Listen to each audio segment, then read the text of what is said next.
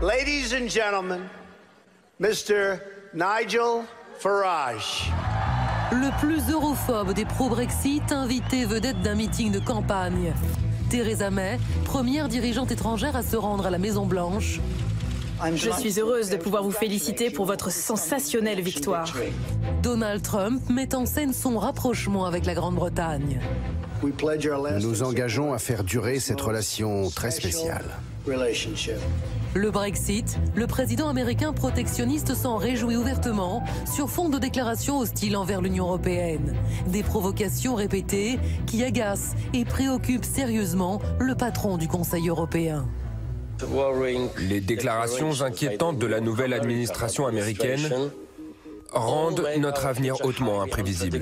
Pour la première fois dans notre histoire, tant de gens deviennent ouvertement anti-européens ou au mieux eurosceptiques. C'est dans ce contexte que se tiendra demain à Malte un sommet des 28 dirigeants européens. À l'ordre du jour, l'avenir de l'UE sans le Royaume-Uni, la préparation du 60e anniversaire du traité de Rome, fondateur de l'Union, et l'afflux record des migrants en mer Méditerranée. Mais les déclarations de Donald Trump risquent de peser sur ce sommet. Les discours que l'on entend venant des États-Unis encouragent le populisme, l'extrémisme, même l'idée que finalement il n'y aurait plus d'Europe, qu'on doit affirmer nos positions et puis engager un dialogue avec fermeté. Face aux nouveaux équilibres mondiaux qui se dessinent, comment l'Europe doit-elle riposter? Libre-échange, migrants, dans l'adversité, l'Union européenne souvent déchirée peut-elle éviter de se disloquer? Alors, on va en parler avec vous. Nicolas Bavrez, vous publiez Chronique du déni français aujourd'hui même chez Albin Michel avec une belle autruche, patriotique, tricolore évidemment. Et vous considérez, à propos du dossier qui nous intéresse, qu'il est important que l'Union européenne prouve que le libre-échange est positif, à condition qu'il soit réciproque. Il faut continuer à le faire vivre, notamment avec l'Afrique et avec les pays qui souhaitent rester fidèles à ces valeurs. À côté de vous, Laurent Jacobelli, bonsoir, secrétaire général adjoint de Debout la France, le mouvement de Nicolas Dupont-Aignan. Vous êtes un souverainiste et vous considérez que Donald Trump assume une logique de rupture par rapport à une mondialisation et à des flux migratoires sans contrôle. Pourquoi l'Union européenne resterait-elle un des derniers garants de ce modèle qui, selon vous, ne fonctionne pas? Et enfin, bonsoir Elvire Fabry, bonsoir. Politologue, chercheur à l'Institut Jacques Delors. Vous êtes spécialiste des relations extérieures de l'Union européenne. Selon vous, le front des 27 est mis à l'épreuve, certes, mais le Brexit peut être un facteur d'impulsion pour l'Union européenne. C'est un enjeu sur les valeurs et sur la défense de nos intérêts économiques. Une question et on démarre. Le téléspectateur, oui, qui fait un bon préalable au débat qui est très bref. L'Europe doit-elle se sentir menacée? Laurent Jacobelli, est-ce qu'on doit avoir peur en tant qu'Européens? Quelle idée. Que c'est si sûr que ça? Bien sûr que non. On doit avoir peur de quoi? Avoir peur de qui? Donald Trump a été élu démocratiquement, je crois. Et c'est peut-être cela qui nous paraît étonnant. Quand je vois les déclarations de M. Donald Tusk, qui dit que les plus grands dangers qui menacent l'Union européenne, c'est la Chine, la Russie, les États-Unis et Daesh. J'ai l'impression qu'il fait un amalgame un peu fort entre plein d'ennemis. Le seul vrai ennemi là-dedans, on le reconnaîtra tous, c'est Daesh. Monsieur Trump a été élu démocratiquement sur un programme et il fait ce programme très vite. Alors je comprends que ça étonne, notamment en France, parce qu'on n'a pas l'habitude que nos politiques fassent ça, mais Monsieur Trump le fait. Je ne dis pas que ces mesures sont toutes bonnes, je respecte simplement la démocratie. Et pourquoi l'Europe a-t-elle peur? Il nous renvoie peut-être à notre propre image et à nos propres erreurs. Parce que l'Union européenne, aujourd'hui, c'est quoi? C'est une grosse machine bureaucratique qui n'est absolument pas... Pas que ça. Oui. L'Union européenne, pas l'Europe, hein, qui n'est pas démocratique. Monsieur Tusk n'a été élu par personne, il a été désigné, et qui a du mal à résoudre ses problèmes. Chômage, migration, etc. Et donc, on va les détailler. En creux, on comprend bien que monsieur Trump gêne un peu. Le chiffre du jour, le chiffre du jour, ça va être une manière de reposer la question. 70 quoi? Voilà, c'est 70. Et bien, ça fait 70 ans que les États-Unis soutiennent la construction de l'Union européenne. Ils ont fait l'OTAN pour garantir la paix depuis Truman. Et puis, ils ont favorisé l'intégration européenne. Alors, je repose la question, Elvire Fabry, est-ce que c'est une rupture fondamentale et est-ce que Donald Trump menace l'Union européenne? Oui. Oui, la rupture, elle est là. Concrètement, on voit qu'on a un Donald Trump qui, au fur et à mesure des annonces qu'il fait jour après jour, où il déroule finalement les promesses de campagne qu'il avait faites, il n'est pas prêt à faire de cadeaux à l'Union européenne, et c'est plus que ça, c'est-à-dire qu'il fait tout actuellement pour chercher des points de faille, venir titiller les points de fragilité sensibles de l'Union européenne. Un coup, c'est en s'adossant sur le Brexit, en se demandant quels sont les prochains à vouloir sortir de l'Union européenne. Après, c'est sur le volet commercial, sur les questions migratoires, on le voit bien. Là, on voit qu'il est en train d'appuyer sur toutes les questions un peu existentielles des Européens, c'est-à-dire les doutes qu'on avait sur la façon de conforter ou pas de conduire la relation États-Unis-Europe, les Européens entre eux, la relation franco-allemande. Il y a beaucoup de choses là qui sont mises sur la table. Justement, la relation franco-allemande, Angela Merkel est particulièrement dans son viseur. C'est votre sentiment, Nicolas Bavrez? Alors, c'est pas mon sentiment. Ça relève des faits, puisqu'il y a des déclarations de Donald Trump qui visent spécifiquement l'Allemagne. Puisque l'Allemagne a des excédents importants avec les États-Unis. Donc il y a eu des critiques de son industrie, notamment automobile. Et le reproche pour l'Allemagne, à la fois de dominer la zone euro et puis de manipuler l'euro pour gagner en compétitivité. Et il a dit que l'Union européenne était un système fait pour organiser la domination de l'Allemagne. C'est ça la critique principale qu'il a faite dans la Bild Zeitung. Alors, c'est une des critiques qui ont été faites, puisqu'il y a aussi une critique de principe, il y a des critiques sur l'OTAN, il y a des critiques sur l'Union européenne. Mais pour revenir à la question quand même d'ensemble, est-ce que l'Europe a raison d'avoir peur? Je pense que l'Europe doit regarder le monde en face, qui a beaucoup changé. Et effectivement, il a changé de deux manières fondamentales. La montée des risques stratégiques, le djihadisme, les démocratures russes et turques, plus un certain nombre de problèmes technologiques. Et de l'autre côté, ce qui est impressionnant, c'est l'effet de rupture, c'est-à-dire que les cadres qui avaient été mis en place, y compris depuis très longtemps, pour essayer de gérer ces risques, ces cadres sont en train de céder, et ils cèdent de l'intérieur des démocraties. Quels sont ces cadres? Eh bien, les cadres, c'était par exemple les traités de libre-échange, les grandes alliances, les institutions multilatérales et ce que vous avez rappelé, c'est-à-dire l'Union européenne. Et ça vient du cœur de l'Empire, ça vient de Trump. Est-ce que ça vient de Trump ou c'est un phénomène général? Moi, ma question, c'est est-ce que c'est Trump? Un phénomène d'entropie, quasiment. C'est beaucoup Trump. C'est beaucoup, quand même, on voit que toute l'initiative part de lui. On s'interroge aujourd'hui pour savoir, finalement, s'il y a des contre-pouvoirs ou pas. Mais Trump est au pouvoir que depuis 15 jours. Hein. Oui, voilà, Trump brise le merta. Rappelons-le, objectivement. Je suis désolé, Trump brise le merta. Il ne faut pas confondre le messager et le message.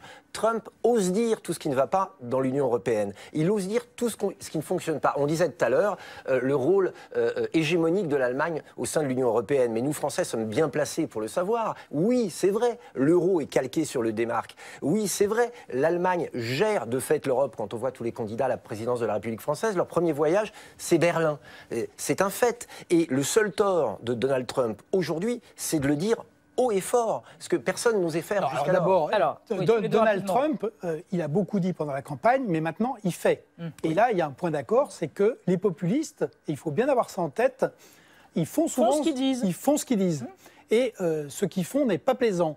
Et le coup de la démagogie, c'est toujours les peuples qui règlent l'ardoise à la fin de l'histoire.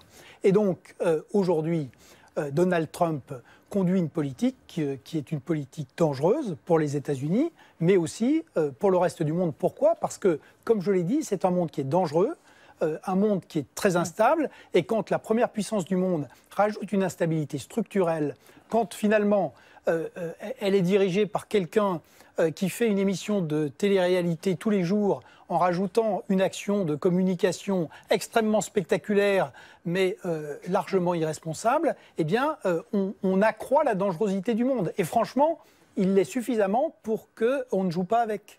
Alors, Donald Trump envisage de nommer quelqu'un qui s'appelle Ted Malloch et qui serait ambassadeur américain à Bruxelles. Il pourrait être le fossoyeur de l'Union européenne. Il trouverait Thibault Nolte sur son chemin.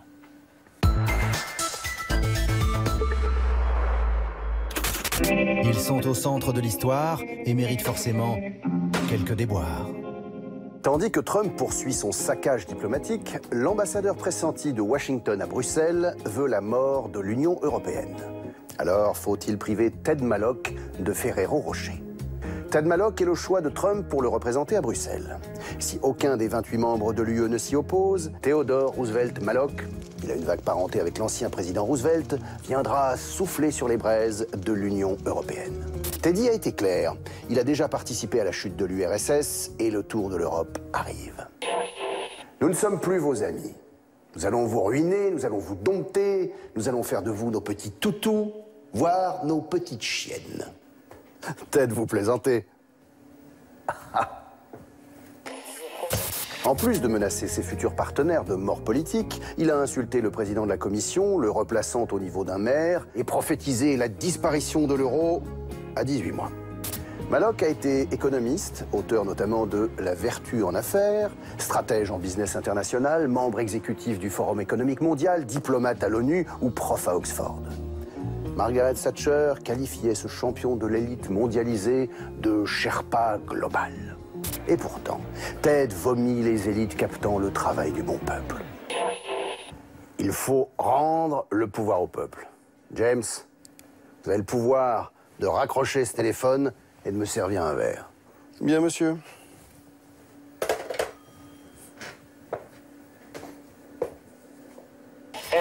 Ted prophétise un irrésistible populisme et chante les louanges de Trump, son nouveau Roosevelt. Et c'est Nigel Farage, son copain anglais, eurosceptique jusqu'au fond de la pinte, qui a fait l'entremise. Vive l'Europe! Merci Thibault Nolte. Arnaud. Elvire Fabry, Ted Malloch veut nous détruire. Est-ce qu'on est obligé d'accepter son accréditation? Est-ce que les Européens doivent dire nous ne voulons pas cet ambassadeur des États-Unis, comme œil pour œil, dent pour dent? Je vois pas très bien comment on pourrait refuser le choix d'un. Oui. Il y a des lettres de créance. On peut très bien dire qu'on refuse des personnes. C'est cohérent en tout cas avec toutes les nominations précédentes, c'est-à-dire que quand il s'agit de traiter l'environnement, on prend un climato-sceptique ou qui refuse le changement climatique sur les questions. Enfin, ça a été un peu systématique sur tous les postes. Restons sur Ted Malloch. Oui, mais ça n'arrangerait pas nos affaires. Donc Ted Malloch, on accepte, on dit oui sans bouger. Je pense que pour nous, la priorité, elle n'est pas sur la personnalité en tant que telle. Et que là-dessus, si on commence à rentrer dans une escalade de refus, de ne pas donner de visa, à la limite, pourquoi pas, de ne pas donner de badge d'accès dans les institutions européennes, le débat, il est un peu au-delà. Comme disait Jacques Attali, de manière plus globale, une manière de rétorsion et de rendre coup pour coup. Oui, mais ça, je crois aujourd'hui dans une c'est pas constructif. C'est pas raisonnable. Prenons par exemple, il faut qu'on défende les citoyens européens et les entreprises européennes pour qu'ils ne soient pas l'objet de discrimination. Pénalisés. Et là, il faut se battre. Et il faut se battre. Mais l'idée, c'est pas d'interdire aux Américains, c'est pas de faire la même chose, de reproduire ce qu'on reproche à monsieur Trump de faire. Ça n'est pas d'empêcher les Américains de venir dans l'Europe. Ce serait totalement, très bien. Alors, on a compris votre point. Pas de loi du talion à l'égard de Donald Trump. Revenons aux migrants et au sommet qui se déroule à La Valette. Quel est le but, l'objet de ce sommet, Laurent Jacobelli? C'est de régler les questions liées aux flux migratoires entre Européens. Il serait temps. On a bien vu qu'une des grandes faiblesses de l'Union européenne, c'était la gestion du cas des migrants. D'abord la gestion humaine. Il y a eu un certain nombre de catastrophes, beaucoup de morts, trop de morts en Méditerranée et même sur nos sols. Et surtout, c'est un flux migratoire qui a été totalement incontrôlé. Plusieurs millions de personnes sont venues sur le sol européen, notamment 1 million à l'appel de Mme Merkel. Et on le sait très bien, puisqu'il n'y a plus de frontières intérieures, un migrant qui arrive en Allemagne peut le lendemain se retrouver ailleurs, avec les problèmes que l'on connaît, de sécurité notamment, et les problèmes de terrorisme. Je ne dis pas que les migrants sont des terroristes, mais je me dis que les terroristes qui sont malins et qui font la guerre se sont infiltrés sur les routes migratoires pour nous attaquer là. Donc il faut casser cette arrivée. Et si ce sommet pouvait être l'occasion de prendre des mesures contre les passeurs libyens, c'est un marché de 4 milliards par an. Eh bien justement, c'est ce que propose Angela Merkel. Donc on peut peut-être écouter la chancelière qui présente l'agenda de ce sommet, justement pour couper les routes qui traversent à travers la Méditerranée. En principe, nous sommes en mesure, naturellement avec la participation du Haut Commissariat aux réfugiés, de mettre en place à l'échelle internationale un accord avec les pays africains qui ressemblerait à l'accord UE-Turquie. Nous devons avoir des discussions avec l'Égypte, la Tunisie, le Maroc et arriver ensemble à une solution. Nous voulons un partenariat sur la migration. Alors la question, c'est finalement les Européens sont un peu dans un dilemme. Il faut qu'ils réduisent les flux des migrants tout en disant qu'ils ne font pas du Trump. Donc comment font-ils, Nicolas Bavrez? Je crois qu'il faut avoir une stratégie qui soit une stratégie globale et claire. Ce qui a été dit est vrai, c'est-à-dire qu'on a fait une erreur en créant un espace qui était Schengen sans aucune forme de contrôle des frontières. Ça aboutit clairement à une crise majeure qui est la crise des migrants. Maintenant, la question est-ce qu'on refuse le droit d'asile? Est-ce qu'on refuse toute migration? Je pense qu'il faut dire non, mais il est très clair que... Non, on ne refuse pas. On ne refuse pas, on accepte évidemment, mais il y a deux conditions à ça. Premièrement, on doit reprendre le contrôle des frontières, on doit savoir qui rentre, et quand les gens ne répondent pas aux conditions du droit d'asile, ils doivent repartir de l'endroit d'où ils viennent. C'est pour ça. Et ça doit être effectivement, pour le faire, il faut négocier avec les pays et ce qu'on peut faire, notamment dans le cadre d'un partenariat pour le développement. C'est pour ça qu'il faut qu'on ait bien... Il y a des divisions au sein de l'Europe, il y a les pays de l'Est notamment qui sont complètement opposés à ça, à ce que vous préconisez. Il y a des divisions en Europe comme il y a des divisions sur la plupart des dossiers. Ce qui est important, c'est de faire émerger un consensus. Et il se trouve qu'aujourd'hui, une des conséquences de ce qui se passe aussi, c'est que quand même, les Européens vont s'apercevoir que l'Europe a certes des dysfonctionnements, elle a aussi des atouts et des choses qui valent très cher. Le grand marché vaut très cher. La monnaie unique vaut très cher. Et donc, ce qu'il s'agit, c'est d'avoir une stratégie globale. Oui, il faut de la sécurité et de la police, et y compris de la police des frontières.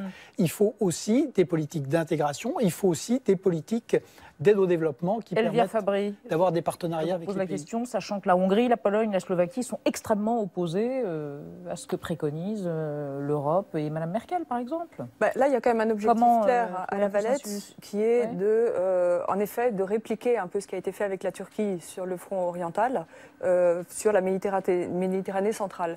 Donc c'est vrai qu'il ne faut pas se leurrer. Là, les Européens sont quand même dans une posture de utiliser la Méditerranée comme le mur avec le Mexique. C'est-à-dire qu'il y a... Donc on fait du Trump sans oser se l'avouer. Non, mais il y a un consensus fort. La déclaration qu'a faite Donald Tusk aujourd'hui dans sa rencontre avec le Premier ministre libyen, dit il faut le faire pour les Italiens, pour l'ensemble des Européens. Parce qu'on donne des leçons à Trump et on fait exactement la même chose de manière plus soft. Non, je pense qu'il faut distinguer deux choses qui sont d'une part la posture dont on espère qu'elle va être prise par les Européens au niveau des 28-27, on ne sait plus quoi dire, sur le Muslim ban, où alors là c'est complètement à rebours des valeurs européennes. Et il y en a une autre qui est la stabilisation des flux migratoires. Ce qui est vrai, c'est que c'est du court terme. On sait bien que tout ça, c'est fragile. Et il ne s'agit pas, là, l'enjeu, ce n'est pas frontière nationale européenne. C'est que les frontières sont fragiles, que la pression migratoire, elle est importante, et qu'il faut qu'on ait une réflexion beaucoup plus long terme sur la mobilité humaine en fonction des besoins des Européens. Je crois qu'on ne peut pas dire que c'est du Trump, parce que je rappelle que les mesures Trump, il y a quand même, notamment sur les problèmes de visa et d'entrée sur le territoire américain, il y a une discrimination par la religion. Ah oui, mais ça c'est une autre question, voilà. Non, c'est une discrimination par des pays. Par la nationalité. Par la nationalité.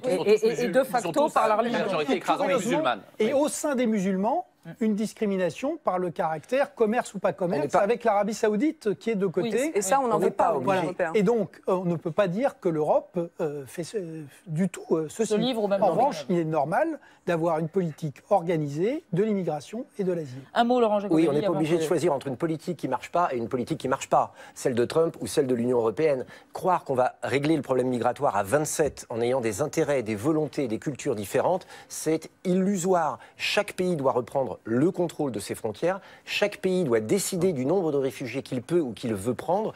Et surtout, il faut casser l'appel d'air migratoire et casser les filières de passeurs. Par ailleurs, tout le monde est d'accord. Mais là où on n'est pas d'accord, c'est que moi, je ne crois pas que ce soit la Turquie ou la Libye qui doivent gérer ça. On n'a pas à leur déléguer ça. C'est à nous-mêmes de le faire. C'est là où c'est illusoire. Alors, très bien. En attendant, évoquons la défense européenne. Oui, sur laquelle on a un petit peu progressé, parce que Donald Trump a mis un peu d'eau dans son vin. Oui, il continue à trouver l'OTAN obsolète, ça il l'avait beaucoup dit, mais il concède qu'elle est très importante. Ce sont ses mots. En revanche, il persiste à dire que les pays européens ne payent pas ce qu'ils devraient payer pour se défendre, et on est quand même tenté de lui donner un peu raison. En tout cas, quand on regarde les faits et les chiffres, les États-Unis financent 73% du budget de défense de l'OTAN. Et l'autre problème, c'est que beaucoup de pays membres ne respectent pas la règle qui veut que chaque État doit consacrer au moins 2% de son PIB aux dépenses de défense chaque année. Donc se place comme ça sous le parapluie américain, ce qui est fort pratique. Et si on est un peu précis, on peut quand même noter une tendance à la hausse ces 2 dernières années dans les investissements qui s'est faite notamment dans la foulée de la crise ukrainienne. On a 11 pays d'Europe qui ont considérablement augmenté leur budget ces 2 dernières années. La Pologne, l'Espagne, le Portugal, la France et même la très pacifiste Allemagne a mis une rallonge de 2,4 milliards d'euros. Il faut dire quand même qu'elle partait très de loin et aujourd'hui on ne voit toujours pas de militaires allemands au front. Nicolas Bavrez, qu'est-ce qu'il faut faire très concrètement? Est-ce qu'on fait une armée européenne? Est-ce qu'on dope nos budgets de la défense? Est-ce qu'on injecte beaucoup d'argent? Qu'est-ce qu'on fait pour répondre à Trump? Alors, d'abord, le constat que dresse Donald Trump là-dessus est exact. On est obligé de lui donner raison. On a 550 millions d'Européens qui dépensent 200 milliards de dollars pour leur défense. Et on a un peu plus de 300 millions d'Américains qui dépensent 580 milliards et qui, dans ces 580 milliards, supportent les 3/4 des dépenses de l'OTAN. Donc, on doit faire 2 choses. D'abord, l'Europe doit réarmer. On ne peut pas avoir une politique simplement sécuritaire et militaire, mais aujourd'hui, les risques sont tels qu'il faut réarmer. Il faut arriver tout à fait aux 2%, il faut prendre les moyens d'y arriver. Et par ailleurs, il faut relancer l'Union européenne autour de questions de sécurité. Il faut créer une Union européenne de la sécurité avec 3 missions, la lutte contre le terrorisme, la sécurité des infrastructures essentielles et la reprise du contrôle des frontières extérieures. Il faut sauver l'OTAN. On garde l'OTAN quand même. Est-ce que la protection territoriale de l'Europe doit rester à l'OTAN? Alors, ça doit pas rester. Mais si vous voulez, il faut toujours être pratique. L'OTAN, en fait, est aujourd'hui un atout européen. Pourquoi? Parce que si vous voulez faire fonctionner concrètement des armées européennes, les seules procédures qui existent sont les procédures OTAN. Que l'armée américaine elle-même, elle fonctionne sur un autre format. Donc, contrairement à ce qu'on pense, l'OTAN, c'est l'Europe. Exactement. Alors, Laurent Jacomelli, c'est un paradoxe. Oui, c'est un paradoxe qui fait bondir. Mais si vous voulez faire fonctionner des bateaux européens, des avions de guerre, mais on ne veut pas de chasse européens, eh bien, vous devez avoir des procédures OTAN. C'est quand même fou. Tout est fou. Les États-Unis, depuis des années, ont la mainmise, l'Europe sous tutelle à travers l'OTAN, décide du commandement de nos armées. Quand François Hollande veut intervenir en Syrie, que Barack Obama dit « j'ai pas envie », il ne le fait pas. Bref, nous sommes sous tutelle. Le président américain aujourd'hui lui-même dit « je vais prendre un peu de recul », au lieu de dire « formidable, on va être maître de notre destin », nous voilà comme des petits chiens apeurés qui vont perdre leur maître. Pas du tout. La France, aujourd'hui, est une des armées les plus puissantes de l'Union européenne. Il faut que nous ayons des accords entre pays européens pour nous aider mutuellement, mais ce n'est pas l'armée du Luxembourg ni de Malte qui va nous aider. Donc, il faut continuer à investir sur notre armée et faire des alliances au cas le cas. Par exemple, face à la lutte contre Daesh, c'est la Russie. Parce qu'il faudrait qu'on parle. C'est la Russie qui est en pointe et non pas les États-Unis. Donc il faut allions avec la Russie, c'est ça? Qu'on s'allie au cas par cas avec le meilleur allié possible. Elvire Fabry, le libre-échange, encerclons l'Amérique? Écoutez, il y a là, les initiatives qu'il a prises nous posent un certain nombre de questions à 2 niveaux. Nous force à réagir. Oui, d'abord, il y a un espace à occuper. Parce que finalement, le message que donne Trump en disant America Great Again, ça peut aussi être China Great Again. C'est-à-dire qu'en ce moment, il est en train de dérouler un tapis rouge à la Chine. Il y a un espace à conquérir. Donc que doivent faire les Européens concrètement? Et les Européens, nous, on a un espace aussi, on a un espace à occuper. Non mais ça veut dire quoi un espace? Ça veut dire quoi un espace? On va traiter un traité de libre-échange avec le Mexique, un traité de libre-échange avec le Japon. Oui, c'est ce qui est en train d'être enclenché, c'est-à-dire qu'une révision de la négociation de l'accord bilatéral avec le Mexique, ça y est, c'est amorcé par Bruxelles. C'est plus de présence, encore plus qu'on en a en Asie du Sud-Est pour ne pas. Donc la réponse, c'est plus de libre-échange et plus d'accords et non pas du tout un repli sur soi sur le modèle Trump. Je crois que ce qui vient d'être dit est très raisonnable, c'est-à-dire que d'abord, il faut qu'on sécurise le grand marché. Et notamment dans l'Europe, l'Union européenne. Oui, notamment dans la négociation sur le Brexit. Il est hors de question de laisser le Brexit ravager le grand marché. Et là-dessus, il faut être extrêmement ferme sur les 4 libertés fondamentales qui vont avec le grand marché. Et la deuxième chose, c'est qu'on peut passer des accords, ce qu'on a fait avec le Canada, avec la Corée, avec le Japon. Et avec cette idée qui est souvent oubliée, c'est que contrairement à ce qu'on pense, le libre-échange va avec des États forts et des institutions fortes. Le libre-échange va avec une régulation qui soit une régulation puissante. Arnaud Le Parmentier, dernière question. Est-ce que les Britanniques peuvent s'aborder la chose en obtenant quelque chose avec Donald Trump? Ça n'a pas été très constructif lors de la visite à Washington?